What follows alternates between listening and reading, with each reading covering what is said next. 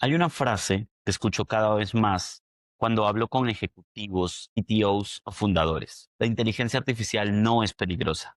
Lo peligroso es la gente que no sabe usarla.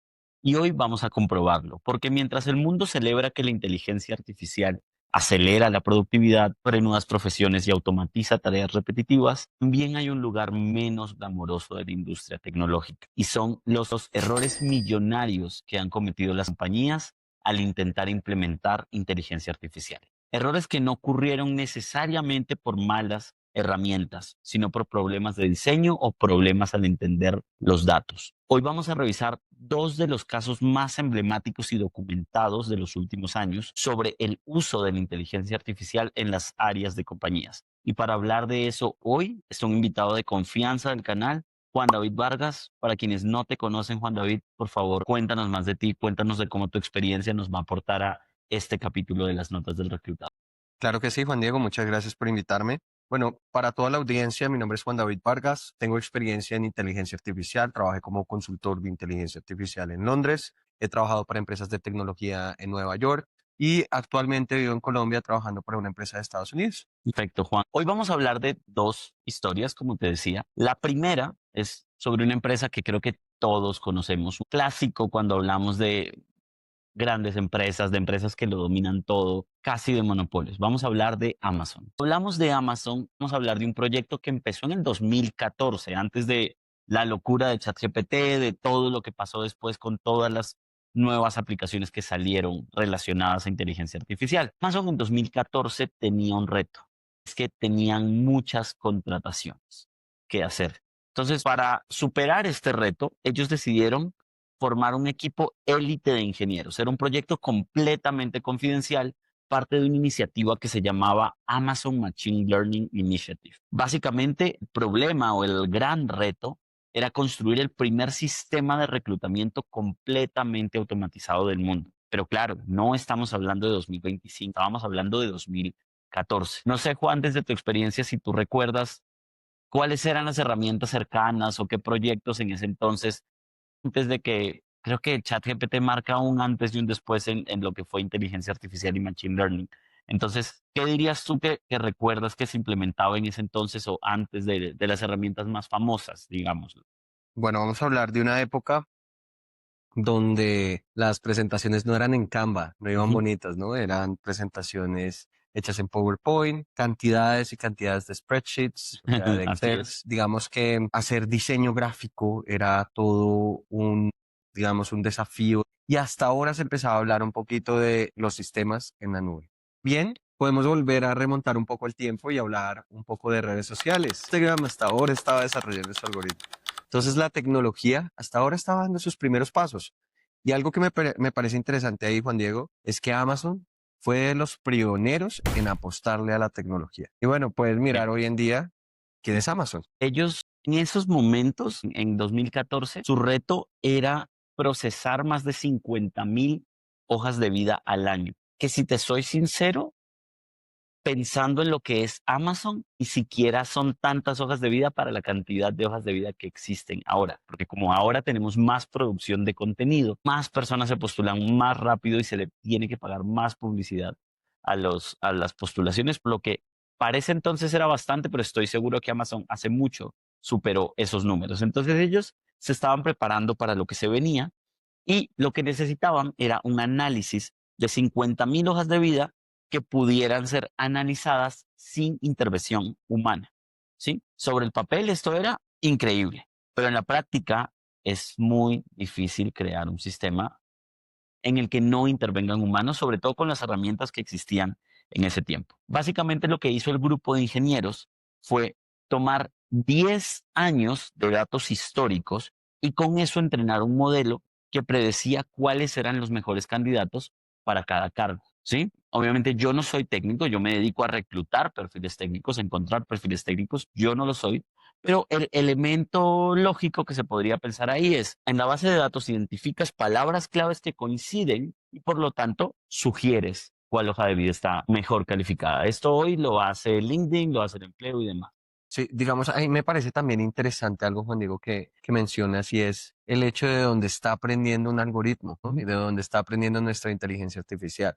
Y esto para la audiencia, digamos, les voy a decir que es bastante relevante, ¿sí? Si yo le enseño a mi inteligencia artificial de cierto vocabulario, de cómo me comunico, pues es evidente que yo voy a tener resultados en los que la inteligencia artificial se sesgue a solamente, digamos, el vocabulario que utilizo. Sobre el vocabulario, precisamente, este modelo, porque no era la inteligencia artificial en ese entonces, pero era parte del machine learning, logró tomar esta base de datos y dijo, si este es el número de candidatos que son elegidos y este es el número de candidatos que son rechazados, yo lo que necesito es tratar de encontrar qué características comparten los candidatos elegidos y los candidatos rechazados. Y aquí es donde viene el problema, porque los candidatos rechazados tenían ciertas palabras que coincidían. Una de ellas era Women's Soccer Team o Asociación de Mujeres en Ciencias, colegios femeninos o en general palabras femeninas. Lo que aprendió esta inteligencia artificial es básicamente a discriminar a las mujeres. La contratación de mujeres en Amazon comenzó a disminuir drásticamente y les tomó para ellos varios meses darse cuenta. Esto no fue de la noche a la mañana porque la instrucción para los reclutadores es continúa con los candidatos que elija la inteligencia artificial. Entonces, tú como reclutador tomas muchas entrevistas y luego de varias semanas trabajando te das cuenta como, oh, qué raro, hay muchos postulantes hombres y pocas mujeres. Algo ha cambiado. Y ahí es donde se dan cuenta del problema, donde se dan cuenta que entrenaron y la instrucción que dieron fue muy peligrosa para el modelo que estaban creando. Porque quizás si hablamos de una empresa pequeña y mediana, podría parecer ligero, pero en una empresa como Amazon estamos hablando de muchas implicaciones, ¿sí? Entonces, de ese lado creo que hay que entender cómo se entrena a la base de datos. La historia fue expuesta en el 2018 por Reuters y Amazon tuvo que prácticamente cerrar el sistema de inmediato, agachar la cabeza y responder a las preguntas del público, investigaciones, potenciales demandas por discriminación, un tema realmente delicado. Cuando tú tomas, digamos que la historia y te enfocas en por qué pasa esto, se encuentran documentos internos filtrados sobre cómo se entrenó a la inteligencia artificial. Todo esto muestra que Amazon detuvo el programa pero no dejó de experimentar. Y esto habla mucho del estilo de liderazgo de Jeff Bezos, ¿no? Yo creo que tú también lo conoces muy bien, o sea, lo has estudiado muy bien en el sentido de, ¿existen peligros al usar la tecnología? Sí, pero necesitamos arriesgarnos para lograr algo más. Desde tu punto de vista, ¿qué opinas sobre esta visión? ¿Crees que valga la pena asumir esos riesgos para lograr avanzar en el mundo de la tecnología? Bueno, Juan Diego, hay varias cosas ahí, ¿no? La primera es, si lo pensamos, muchas veces esto pasa mucho en las empresas pequeñas, en las empresas medianas, y es que la empresa, digamos, recibe un montón de información, ¿sí? Y ese montón de información, lo que hacen es, digamos, intentar hacerlo. Está el founder que yo puedo hacer absolutamente todo por mí mismo. O sea, no necesito ayuda de absolutamente nadie, ¿sí? Y está el founder que es realmente analítico y dice, bueno, la tecnología nos está llevando a diferentes lugares, ¿cómo optimizo procesos? Este founder, este segundo, usualmente contrata expertos, ¿sí? Ujú. No es el típico founder acá de, yo me las sé todas, yo puedo Sí, resolver esto, para eso estudiamos, yo sé ventas, yo sé legal, yo sé todo, claro. ¿sí? Mi visión frente a esto es que, primero, la tecnología, o sea, hay una transición hoy en día en la sociedad en la que hemos visto la evolución de la inteligencia artificial Sí, y hemos visto que puede hacer procesos más fáciles e incluso hacer empresas que ganen más dinero, sí. ¿sí? En ese proceso de transición, ¿cuál es tu estrategia para implementar procesos que van a ser más óptimas tus decisiones? ¿Es yo me las sé todas o contrato un equipo de expertos? Y si contrato este equipo de expertos y no me va bien, como le pasó a Jeff Bezos, ¿sí? En su momento, ¿qué decisiones vas a tomar? ¿Vas a encontrar otro experto que te ayude? ¿O sencillamente vas a decir, esto no me funciona, esto no es lo mío, voy a seguir por otro? Entonces, sí, Yo seguiría, yo seguiría. dirías, Sí, sí. sí, sí. Yo lo que digo es, hay que seguir, sí, si las cosas no salen bien, pues revise qué es lo que no está bien. De pronto contrate a otra persona. Ahí, eso que acabas de decir es clave, porque, claro, de manera pública, Amazon tiene que detener el proyecto. Internamente, invierten en más ingenieros, ¿sí? Al ver este problema, ellos no se echaron para atrás. Ellos dijeron, tenemos que continuar. ¿Por qué? Porque en 2017 Ya no eran 50,000 hojas de vida a revisar. Tenían que contratar más de medio millón de personas en un año, ¿sí? Más de 1,000 personas al día. Ni siquiera contratando a todos los reclutadores disponibles en Estados Unidos iban a llegar a esos números, ¿sí? Necesitaban automatizar. Entonces, lo que hacen es que cuando sale digamos que este escándalo, después de una discusión interna de liderazgo, crean un rol nuevo. Y este rol se llama Bias and Data Integrity Specialist. Básicamente una persona que se especializa en que la inteligencia artificial no genere sesgos sobre las decisiones en las que fue entrenada o en las que fue instruida. Entonces es un rol nuevo que nace directamente para proteger al sistema de los potenciales errores de la inteligencia artificial. ¿Qué año era ese? 17. 2017. O sea, Sí, uno unos años ahorita después. piensa que esto es muy nuevo, vamos trabajos de años, ¿no? Sí, perfecto. O sea, te pregunto porque me parece muy interesante porque hay empresas que ni siquiera tienen un rol de seguridad Ujú. en su Sí, empresa. O sea, dicen ajá. como, ¿yo para qué? Yo pago un antivirus. Sí, pero la seguridad va más allá de eso, ¿no? Claro. Y esto lo podemos ver, digamos, un ejemplo claro, ¿no? O sea, cómo íbamos a terminar solo contratando hombres sabiendo que hay muchas mujeres mucho más capaces que muchos más hombres, sencillamente porque la inteligencia artificial estaba sesgada. Entonces, mi invitación, si usted es emprendedor, si usted es empresario, empiece a pensar en cómo está protegiendo sus datos. Más Sí, allá de que suene como el tema aburrido de protección de datos, cómo esto me va a ayudar para tomar mejores decisiones. sí. Y si quieren realmente preocuparse por implementar cosas interesantes que les ahorren tiempo y dinero en las compañías, mi recomendación es que visiten aiartisans.co. Pueden agendar una consulta completamente gratuita con uno de nuestros consultores en inteligencia artificial para que les muestre qué cargos deberían agregar a su equipo para optimizar los procesos que tienen. Con esto, nos vamos al siguiente caso. El siguiente caso es de una empresa que se llama Clearview AI, el experimento que nadie quiso firmar, es como lo titulamos nosotros, ¿sí? Entonces, esta empresa básicamente se encargó de trabajar en una idea que se tenía mucho en el mercado, pero que nadie se atrevía a hacerla. Y era crear la base de datos de reconocimiento facial más grande de todo el planeta. Es un proyecto muy ambicioso, pero si lo logras, tienes muchísimos negocios detrás de ti, porque mucho de lo que se implementa hoy se basa en el reconocimiento facial. Perdóname, Juan Diego, ahí te interrumpo, pero es bastante interesante porque es una de las apuestas de Sam Altman, el creador de ChatGPT, Sí, también estuvo en Y Combinator. ajá.